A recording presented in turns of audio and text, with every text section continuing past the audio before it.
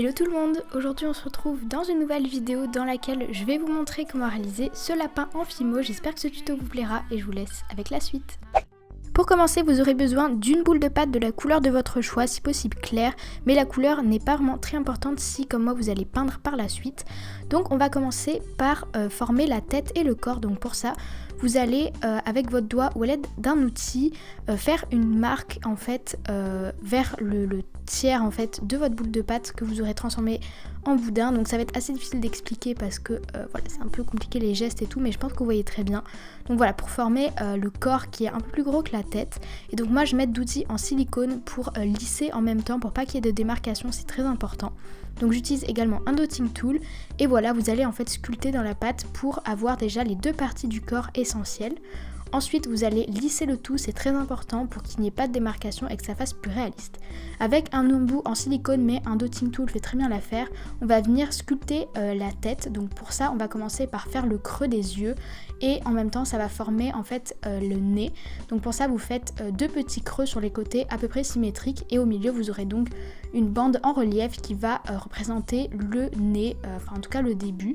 Ensuite, on va faire un creux en dessous pour former un peu la mâchoire en dessous puisque c'est un peu creux et ça forme en même temps les joues. Donc voilà, avec un outil pareil, vous allez creuser légèrement.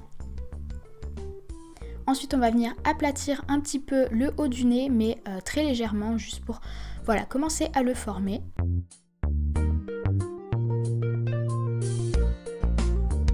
Puis ensuite, avec une toute petite boule de pâte, on va venir former le nez pour vraiment qu'il y ait un relief. Donc pour ça, on va venir l'aplatir et le former un petit peu.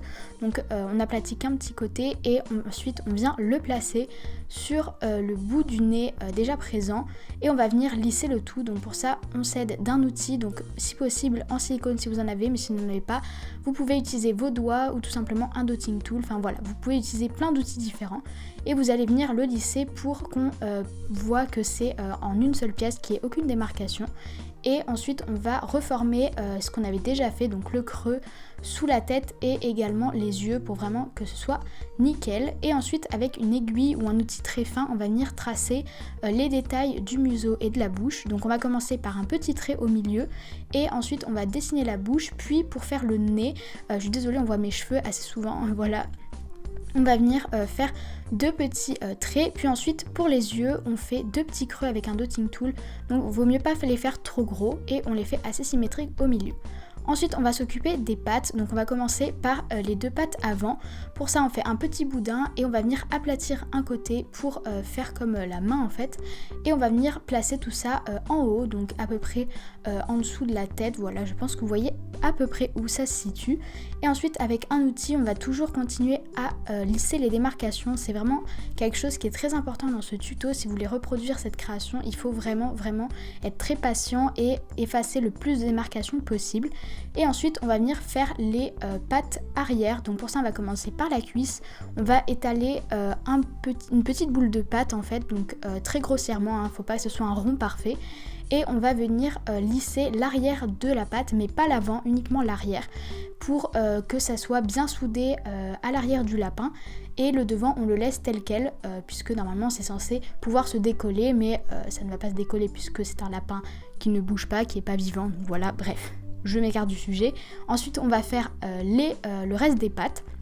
Donc pour ça on va prendre deux petits boudins qu'on va légèrement aplatir et on va les placer en dessous du lapin, donc à peu près au milieu entre la cuisse et le ventre. Et voilà, vous les placez à peu près à la même taille et ensuite vous lissez bien le tout, donc l'arrière des cuisses et le dessous des pattes. Il faut vraiment que ce soit bien solide pour ne pas que ça casse après cuisson, parce que c'est des pièces quand même assez fragiles. Et ensuite avec un outil, donc là vous pouvez prendre ce que vous voulez, on va venir faire les petits détails des pattes, là où en fait il y a les doigts, enfin les griffes, je sais pas trop comment on peut appeler ça. Et voilà, donc on en fait 3 sur chacune des pattes.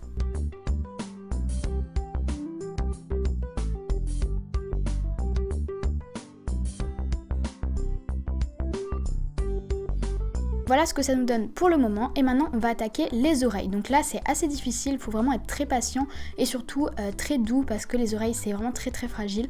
Donc on va commencer par faire une forme d'oreille en fait, donc je pense que vous voyez bien à l'image et on va commencer à la travailler. Donc on va lisser les bords et on va creuser à l'intérieur très légèrement avec un outil. Donc vous pouvez utiliser un dotting tool si vous n'avez pas d'outil en silicone.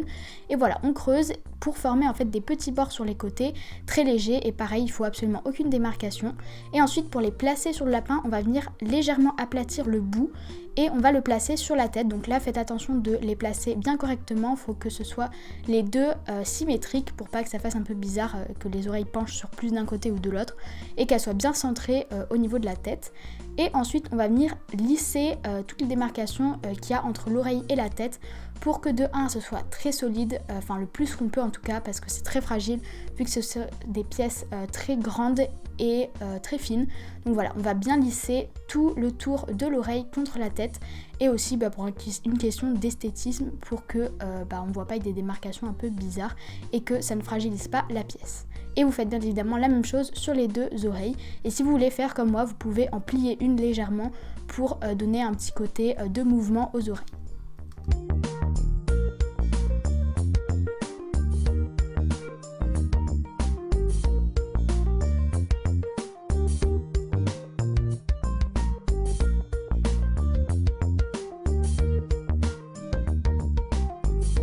On va maintenant passer à la dernière pièce du lapin, c'est sa petite queue à l'arrière. Donc pour ça vous prenez une petite boule de pâte, toujours de la même couleur, celle que vous voulez, vous pouvez prendre du blanc, n'importe quoi.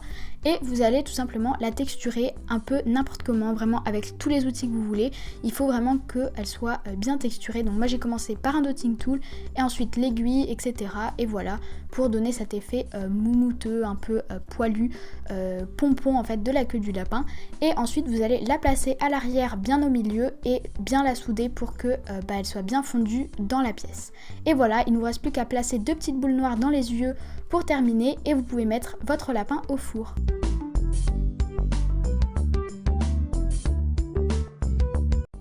Maintenant on va passer à la coloration, donc cette étape est facultative, vous pouvez très bien utiliser différentes couleurs de Fimo au début et ne pas peindre ensuite votre lapin. Moi je préférais utiliser de la peinture, donc c'est pour ça que vous pouvez utiliser la couleur de pâte de votre choix dès le départ. Et ensuite donc je vais commencer par faire une couleur uniforme sur toute la pièce, sur tout le lapin, hormis les yeux puisqu'ils sont déjà colorés. Mais voilà, donc j'ai utilisé une couleur un peu beige, voilà, que j'ai mélangé avec du marron et du blanc. Et avec la même couleur mais un petit peu plus marron, un petit peu plus foncé, j'ai décidé de faire une tache en fait sur la tête du lapin. Donc elle est placée sur le haut de la tête, sur le milieu en fait, sur le nez et sur toutes les oreilles. Donc voilà, c'est pour donner vraiment des nuances de marron différentes et voilà, je trouvais ça plutôt sympa.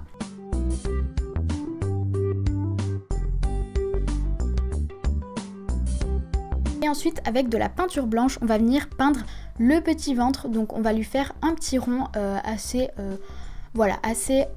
pas très précis je veux dire, donc voilà, vous faites un peu des effets de poils pour ne pas que ce soit trop rond, trop parfait. Et on va également lui mettre du blanc sur les babines, sur voilà, le bas du nez pour faire un peu voilà, une petite tache au milieu. Je trouvais ça trop chou. Et on va ensuite peindre ses yeux parce que vous voyez que j'ai mis de la peinture marron sur ses yeux, donc voilà, du noir sur les yeux et du rose dans les oreilles. Donc pour ça vous mélangez du blanc avec du rouge ou avec déjà du rose pour que ce soit un rose bien pastel. Et on va lui peindre l'intérieur des oreilles, puis encore avec du noir et un pinceau très très fin. On va venir lui peindre l'intérieur des détails qu'on a fait préalablement sur le nez pour faire ressortir les détails. Et ensuite on va terminer par du vernis. Donc moi j'ai utilisé du vernis velours de chez Cléopâtre, mais vous pouvez utiliser du vernis mat ou du vernis brillant, ou même juste ne pas le vernir, c'est à vous de voir.